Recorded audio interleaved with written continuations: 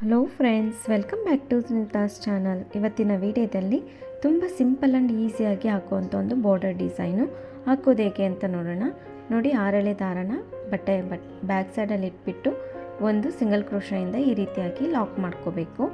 Lock ಮಾಡ್ಕೊಂಡಾದಮೇಲೆ ಎರಡು ಚೈನನ್ನು ಹಾಕ್ಕೊಂಡು ನೋಡಿ ಈ ರೀತಿ ಅದೆಲ್ಲಿಗೆ ಬರುತ್ತೋ ಅಲ್ಲಿಗೆ ಇಟ್ಬಿಟ್ಟು ಒಂದು ಸಿಂಗಲ್ ಕ್ರೋಶೆಯಿಂದ ಲಾಕ್ ಮಾಡ್ಕೋಬೇಕು. ಈ ರೀತಿ ಲಾಕ್ ಮಾಡ್ಕೊಂಡಾದಮೇಲೆ ನೋಡಿ, ಈಗ ಒಂದು ಬೀಡನ್ನು ಹಾಕ್ಕೊಳ್ಳೋಣ. ನಾನಿಲ್ಲಿ ಈ ರೀತಿ ಫ್ಲವರ್ ಬೀಡನ್ನು ಯೂಸ್ ಮಾಡ್ತಾ ಇದ್ದೀನಿ. ನಿಮಗೆ ಯಾವ ಬೀಡ್ ಬೇಕೋ ಆ ಬೀಡನ್ನು ನೋಡಿ ಹಾಕ್ಕೋಬೋದು. ಈ ರೀತಿ ಬೀಡನ್ನು ಹಾಕ್ಕೊಂಡು ಬೀಡ್ ಲಾಕ್ ಮಾಡ್ಕೋಬೇಕು. ಇವಾಗ ಇದನ್ನು ಅಷ್ಟೇ ಎಲ್ಲಿಗೆ ಬರುತ್ತೋ ಅಲ್ಲಿಗೆ ಸರಿಯಾಗಿ ಇಟ್ಬಿಟ್ಟು ಒಂದು ಸಿಂಗಲ್ ಕ್ರೋಶೆಯಿಂದ ಲಾಕ್ ಮಾಡ್ಕೋಬೇಕು. ನೋಡಿ, ಈ ರೀತಿಯಾಗಿ ಲಾಕ್ ಮಾಡ್ಕೊಂಡಾದಮೇಲೆ ಈಗ 8 ಚೈನನ್ನು ಹಾಕ್ಕೋಬೇಕು. ನೋಡಿ, 1 2 3 4 5 6 7 8 ಚೈನನ್ನು ಹಾಕ್ಕೊಂಡು ಈಗ ಬಟ್ಟೆನ ಸ್ವಲ್ಪ ಬ್ಯಾಕ್ ಸೈಡಿಗೆ ತಿರುಗಿಸ್ಕೊಂಡು ಇಲ್ಲೇನು ಸಿಂಗಲ್ ಕ್ರೋಶ ಇದೆಲ್ಲ ಬೀಟ್ ಬರೋಕ್ಕೂ ಮುಂಚೆ ಅಲ್ಲಿಗೆ ನಾವು ಒಂದು ಸಿಂಗಲ್ ಕ್ರೋಶನೇ ಲಾಕ್ ಮಾಡ್ಕೋಬೇಕು. ಅದ್ರ ಮೇಲೇ ಸಿಂಗಲ್ ಕ್ರೋಶದಿಂದ ಲಾಕ್ ಮಾಡ್ಕೋಬೇಕು. ಅದಾದಮೇಲೆ ಮತ್ತೆ 2 ಚೈನನ್ನು ಹಾಕ್ಕೊಳ್ಳೋಣ. 2 ಚೈನ್ ಆದಮೇಲೆ ಇಲ್ಲಿ ಸಿಂಗಲ್ ಕ್ರೋಶ ಇದೆಲ್ಲ ಫಸ್ಟ್ ಮಾಡ್ಕೊಂಡಿರೋದು ಅದ್ರ ಮೇಲೇ ಸಿಂಗಲ್ ಕ್ರೋಶನ ಮಾಡ್ಕೋಬೇಕು. ಬಟ್ಟೆಗೆ ಲಾಕ್ ಮಾಡಬಾರ್ದು, ಸಿಂಗಲ್ ಕ್ರೋಶದ ಮೇಲೇ ಲಾಕ್ ಮಾಡ್ಕೋಬೇಕು. ನೋಡಿ, ಈ ರೀತಿ ಲಾಕ್ ಮಾಡ್ಕೊಂಡಾದಮೇಲೆ ಈಗ ಬಟ್ಟೆನ ಮುಂದಕ್ಕೆ ತಿರುಗಿಸ್ಕೋಬೇಕು. ಈ ರೀತಿಯಾಗಿ ಬರುತ್ತೆ ನೋಡಿ. ಅದಾದಮೇಲೆ ಕ್ರೋಶ ಮೇಲೆ ಒಂದು ಸರಿ ದಾರ ತಗೊಂಡು ಇಲ್ಲಿ ಏನಿದೆ ಅಲ್ವಾ 8 ಚೈನ್ ಒಳಗಡೆ ಹೋಗ್ಬಿಟ್ಟು ದಾರನ ಎಳ್ಕೊಂಡು ಬಂದು ಫಸ್ಟ್ 2 ಮತ್ತೆರಡನ್ನು ಒಂದು ಮಾಡ್ಕೋಬೇಕು. ಡಬಲ್ ಕ್ರೋಶ ಆಗುತ್ತೆ. ಅದೇ ರೀತಿ ಮತ್ತೆ ಕ್ರೋಶ ಮೇಲೆ ಒಂದು ಸರಿ ದಾರ ತಗೊಳೋದು, ಫಸ್ಟ್ 2 ಒಂದು ಮಾಡ್ಕೋಬೇಕು, ಮತ್ತೆ 2 ಒಂದು ಮಾಡ್ಕೋಬೇಕು. ಅದೇ ರೀತಿ ಡಬಲ್ ಕ್ರೋಶಗಳನ್ನ ಮಾಡ್ಕೊಳ್ಳೋಣ. ಇಲ್ಲಿ 8 ಚೈನ್ ಗ್ಯಾಪ್ ಏನಿರುತ್ತಲ್ವ ಅದು ಫಿಲ್ ಆಗೋವರೆಗೂ ನಾವು ಈ ರೀತಿಯಾಗಿ ಡಬಲ್ ಕ್ರೋಶಗಳನ್ನ ಮಾಡ್ಕೋಬೇಕಾಗುತ್ತೆ. ಫಸ್ಟು ಆರ್ಚಲ್ಲಿ ನಾವು ಎಷ್ಟು ಡಬಲ್ ಕ್ರೋಶಗಳನ್ನ ಮಾಡ್ಕೊತೀವೋ ನೆಕ್ಸ್ಟ್ ಆರ್ಚಲ್ಲೂ ಸಹ ಅಷ್ಟೇ ಮಾಡ್ಕೋಬೇಕಾಗುತ್ತೆ. ಇವಾಗ ನಾವು ನೋಡ್ಕೊಳ್ಳೋಣ, ಇದು ಫಿಲ್ ಆಗೋದಕ್ಕೆ ಎಷ್ಟು ಬೇಕಷ್ಟು ನೋಡಿ ಹಾಕ್ಕೊಳ್ಳೋಣ. ನಾನಿಲ್ಲಿ 16 ಡಬಲ್ ಕ್ರೋಶಗಳನ್ನ ಮಾಡ್ಕೊತಾ ಇದ್ದೀನಿ. ನೀವು ಹಾಕ್ಕೊಂಡಿರೋ ಚೈನ್ಗೆ ನೋಡಿಕೊಂಡು ನೀವು ಎಷ್ಟು ಫಿಲ್ ಆಗುತ್ತೋ ನೋಡಿಕೊಂಡು ಅಷ್ಟು ಡಬಲ್ ಕ್ರೋಶಗಳನ್ನ ಮಾಡ್ಕೋಬೇಕಾಗುತ್ತೆ. 8 ಚೈನ್ಗೆ ನಾನು ಇಲ್ಲಿ 16 ಡಬಲ್ ಕ್ರೋಶಗಳನ್ನ ಮಾಡ್ಕೊತಾ ಇದ್ದೀನಿ. ನೋಡಿ, ತುಂಬಾ ಈಸಿಯಾಗಿ ಹಾಕ್ಕೋಬೋದು. ತುಂಬ ಕ್ವಿಕ್ಕಾಗಿ ಆಗೋಗ್ಬಿಡುತ್ತೆ. ಡಬಲ್ ಕ್ರೋಶದ ಸೈಜ್ಗಳು ಒಂದು ಚಿಕ್ಕದು ಒಂದು ದೊಡ್ಡದು ಆ ರೀತಿ ಆಗಬಾರ್ದು. ಎಲ್ಲ ಒಂದೇ ಸೈಜಲ್ಲಿ ಬರೋ ರೀತಿಯಲ್ಲಿ ಮಾಡ್ಕೋಬೇಕು. ನೀಟಾಗಿ ಬರುತ್ತೆ ಡಿಸೈನು. ನೋಡಿ, ಈ ರೀತಿ 16 ಡಬಲ್ ಕ್ರೋಶಗಳನ್ನ ಮಾಡ್ಕೊತೀನಿ. 16 ಡಬಲ್ ಕ್ರೋಶ ಆಗಿದೆ. ಈ ರೀತಿಯಾಗಿ ಬರುತ್ತೆ ನೋಡಿ ಡಿಸೈನು. ಈಗ ಅದು ಎಲ್ಲಿಗೆ ಬರುತ್ತೋ ಅಲ್ಲಿಗೆ ಸರಿಯಾಗಿ ಇಟ್ಬಿಟ್ಟು ಈ ರೀತಿಯಾಗಿ ಸಿಂಗಲ್ ಕ್ರೋಶೆಯಿಂದ ಲಾಕ್ ಮಾಡ್ಕೋಬೇಕು. ನೋಡಿ, ಈ ರೀತಿ ಲಾಕ್ ಮಾಡ್ಕೊಂಡಾದಮೇಲೆ 1 2 ಚೈನನ್ನು ಹಾಕ್ಕೊಂಡು ಅದು ಎಲ್ಲಿಗೆ ಬರುತ್ತೋ ಅಲ್ಲಿಗೆ ಇಟ್ಬಿಟ್ಟು ಸಿಂಗಲ್ ಕ್ರೋಶೆಯಿಂದ ಲಾಕ್ ಮಾಡಿಕೊಂಡೆ.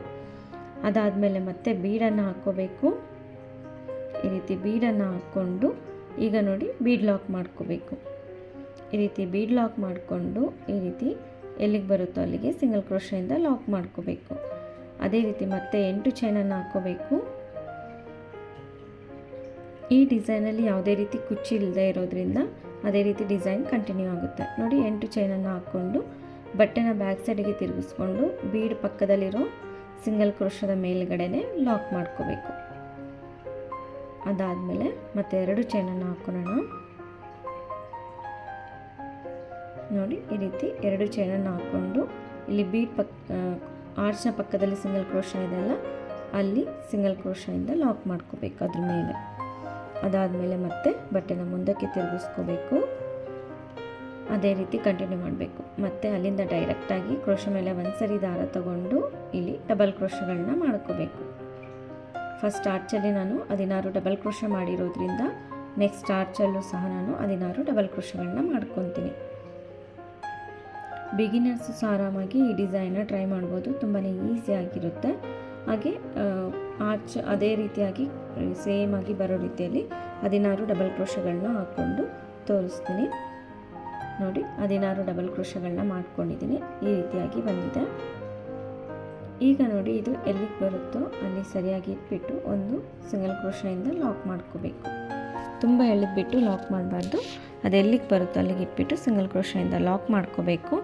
ಅದೇ ರೀತಿ ಡಿಸೈನ್ನ ಕಂಟಿನ್ಯೂ ಮಾಡಬೇಕು. ಮತ್ತು 2 ಚೈನನ್ನು ಹಾಕೋಬೇಕು.